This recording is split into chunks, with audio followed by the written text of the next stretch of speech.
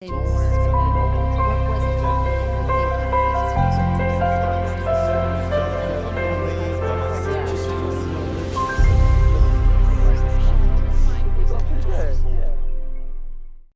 were So Daniel, I want to start by asking you a question first as dancer, not as artistic director. So keep those roles separate for a moment. And although you have no one to blame but yourself for the very hard show that you did this evening. I was thinking about how very different the moods are in Suite of Dances and Chopin Dances for you as a performer. And if you could just first talk a little bit about like what it's like to be in that sort of more casual persona and then the kind of more formal persona after intermission. Technically, it's very tricky because Chopin Dances is technically more challenging, yet it's a shorter piece, and Suite of Dances is a little bit more free form, but it has the endurance, a different set of endurance. So really, it's a different mindset. I was saying after the first show here, actually, that I had contemplated about actually switching, which I'm glad I didn't, but because I thought my legs would be fresher going into Chopin Dances. It's very different. I don't know if sometimes during the intermission they're playing jazz music out here and I'm going over it. It's a piece I'm less familiar with, so I'm constantly going over it. And it's very funny with the Robbins Ballet because we rehearse them so much and it's in our body. And because Chopin Dances doesn't come around very often, it's just such a wonderful little morsel of Robbins' own creation that is not in our repertory on a regular basis. So you have to kind of prepare and repeat and feel comfortable.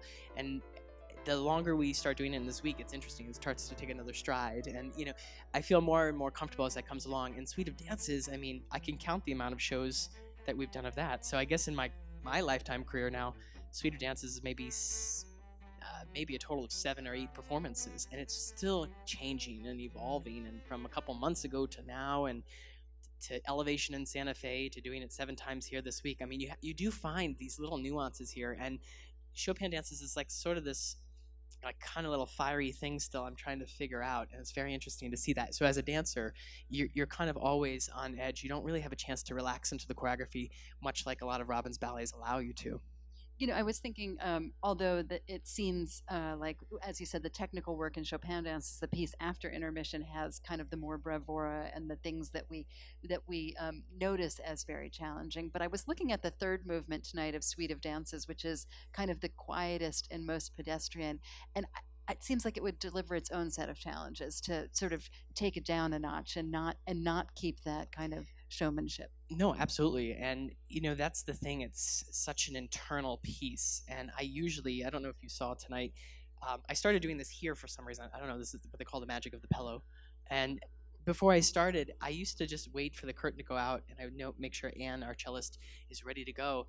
And I finally just started to take a moment and just kind of like, here we go. It's sort of like, I hope you're with me kind of moment.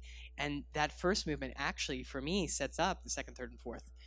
It's very important to kind of lay the groundwork, and it's sort of a hybrid if you look at it for the other 2 movements that follow it. But specifically with the third movement, it's sort of like, it's a very eerie moment. And when we were coached for this, and actually somebody brought it up to me the other day, it's very easy to make something a step. And as a dancer, our initial reaction is going, okay, arm up 4 counts. But you're not counting in any of this music. The last movement is the only one that's really a mind game for me. And when you teach it, it's actually very tricky to teach because it's kind of variations on a theme. And I just think intention and Robbins go in tandem when you really look at just what his work requires you to do. Okay, that's a great transition to my next question, because this is the third time that you've brought a group of dancers to the pillow, and you've had a Robbins work on every program. First we had Fancy Free in 2014, and then 2015 we had In the Night. And what is it about Robbins that draws you in particular as an artistic director to want to do these works? That's a great question. I mean, it's not so much what draws to me, but it's trying to figure out what I think the audience hasn't seen. For me, I will tell you selfishly, it's pretty amazing to open up my closet apartment and have 7 masterpieces sitting in my closet. I mean, these costumes we built specifically for this show, and this is a big deal for us to be a presenter and not a company. I mean, I'm like, you guys open my email? This is a really big honor for me as a director. And so the tricky part for me is actually finding the order. It's sifting out, okay, this is one person, this is two people, this is three. So for me, the challenge is figuring out scale always, figuring out flow always. And when I was talking with Pam about really what did we want to bring here this year, I had to really rack my brain uh, and really find things that weren't sort of what we call top shelf Robbins. I mean, Interplay is probably the most recognizable piece on the program here, and the other four are just not seen the same amount. Well, I was thinking about sort of your role, not just as dancer and artistic director, but in a certain way, like Robbins historian. And could you say something about working with the Jerome Robbins Trust to sort of like what works are there and what's appropriate for a chamber group to be touring? When we bring a ballet here, whether it's Balanchine Robbins, Christopher Wilde, and Justin Peck, we have to get approval from these entities, choreographic, scenic, costume. I mean, to have Santa LaQuasto walk into the shop and approve these costumes for a suite of dances for Interplay, this is an icon. And so when we're doing this, we're not trying to, we're not going to Discount Dance Supply or Parties Plus and trying to put a costume on stage. I mean, it's really trying to authenticate that so that whether you were seeing this in New York City or Jacob's Pillow or Santa Fe or Portugal, they would all look with the same authenticity. So in that respect, we have the hoops to jump through. But I think that what it does is it ensures quality control.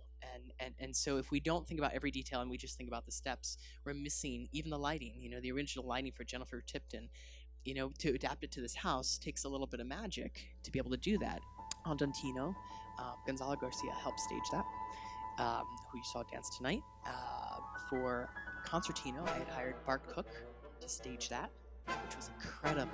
I mean, I taped the rehearsal of him counting, and that is such an odd ballet that you need somebody to really come in and have command of that. Suite of Dances was taught to me by Jean-Pierre Froelich at New York City Ballet, and then Bershnikov had come in and coached us for that, which was really quite extraordinary.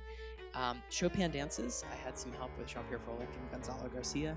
And then Interplay, we have a ballet master at New York City Ballet, Glenn Keenan, who had helped teach. We had 3 new dancers in Interplay tonight. So what was really cool is we had about 6 debuts that happened this week that you don't know about, which is really good for the dancers.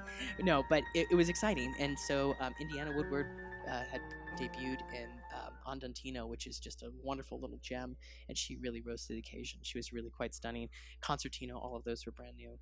So could you just say something like, let's say Bart Cook, could you say what having somebody who worked with Robbins, why is that an important part of your process in the learning and performing of these dances? Well, I think what they can give you, and I'm going to go back to the word intention, what they can give you is the energy in the room. A video gives me the steps, a person gives me the intention. And so when I'm looking at a count or I need to be here at a certain space, all the dancers are very good at that. We can watch, and we have a very good memory. You train yourself to have that, as well as the physical stamina. And dancers are some of the smartest people I know. They have the ability, this is crazy, if you really want to know the intelligence of dancers, you have the ability to retain immediately a combination you're doing, then move on in class and throw that combination away. But then remember a 20-minute ballet. And we don't have notation. It's really, it's practiced into that. So when Bart was in there, or Misha was coaching, or Glenn Keenan, or Jean-Pierre Froelich, the information they give is really, okay, where should I be looking? And, they fill in the blanks. And when you have mixed casts of new people and maybe people who are a little more veteran into that role, they help create the community of that.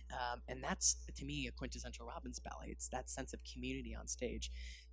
I think he was wanting to make sure that when he put it out there, I mean, he's the product of being a genius. When your first hit is Fancy Free with a 20 curtain calls, what do you think your second ballet is going to be?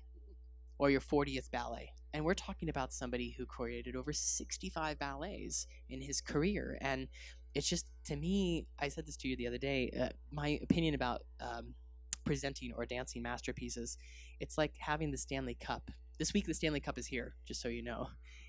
You get to hold it, but you don't get to keep it. That's what a masterpiece is. And so our ability is to create this history. And when I heard 1949 Interplay here, and same with Fancy, I think there was like a 50-year hiatus.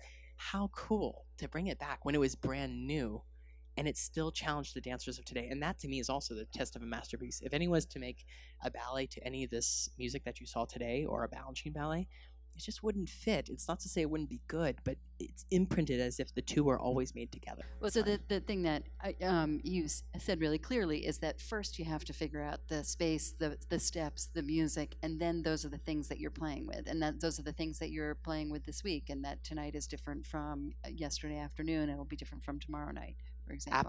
Absolutely. I mean, and one of the neat things, and I just feel so honored to have live music here, is you have the cellist on stage, and without the only acknowledgement that really happens that I feel comfortable with. I mean, obviously, I'm not going to go shake her hand and bow to her between each movement, but it's just a nice little, you're with me, I'm with you. And then, it carries on. And that's sort of, again, this, you're looking in on a world. And the only moment really that you see that is maybe the one moment where I go, dun, dun, dun, dun, and I'm looking at you. And the rest of it is with the cellist. So that to me is what I would say the difference between a Balanchine ballet and a Robbins ballet. And they do float back and forth, but a Balanchine ballet is very overt. It's towards you all. It's ta-da, here's this great music, and that's not to discount it whatsoever. But a Robbins ballet is like you're watching, I always say it's like you're watching television. You're looking in on their world. You're observing their situation, whether it's another dancer in Chopin Dances, whether it's the musician in Suite of Dances, whether it's the community of people in Interplay. There's technical things, there's lines, there's a turnout, there's all that stuff. But the feel of the piece is what distinguishes that. So going back to what you said earlier in terms of how do you figure out who performs these, it's very, very tricky. Sometimes it's about the person who does the tour, and then the person who does the pas, and the person who's the leader, and then the person. So Interplay kind of takes care of itself. The real challenge is figuring out the other ballets. For me to see, Anthony Huxley, a phenomenal technician. I mean, when I watch him, it's like watching him play the piano as he's dancing. It's such clarity, it's such richness, it's so pure. And then I see something like Andantino and seeing Indiana. I think about an ice skating couple dancing side by side, and it's just such texture and such beauty. And I just imagine them taking that. What's on your bucket list of other repertory? Robbins repertory you mentioned already, Afternoon of Fawn, but any other stuff that you think I would love a chamber group of dancers to do and discover? I cannot believe I've been so fortunate, so blessed to have this opportunity here, number one, and to collaborate with the Pello because they've trusted me to bring this.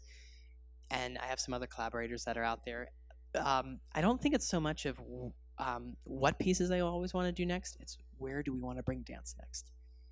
So I've spent a lot of time and energy trying to figure out within the New York City Ballet schedule and commitment, where else can we bring dance? And so that's sort of really my passion. It's not so much as what new piece of rep can we get. I mean, there's wonderful pieces like Allegro Brilliant to see here.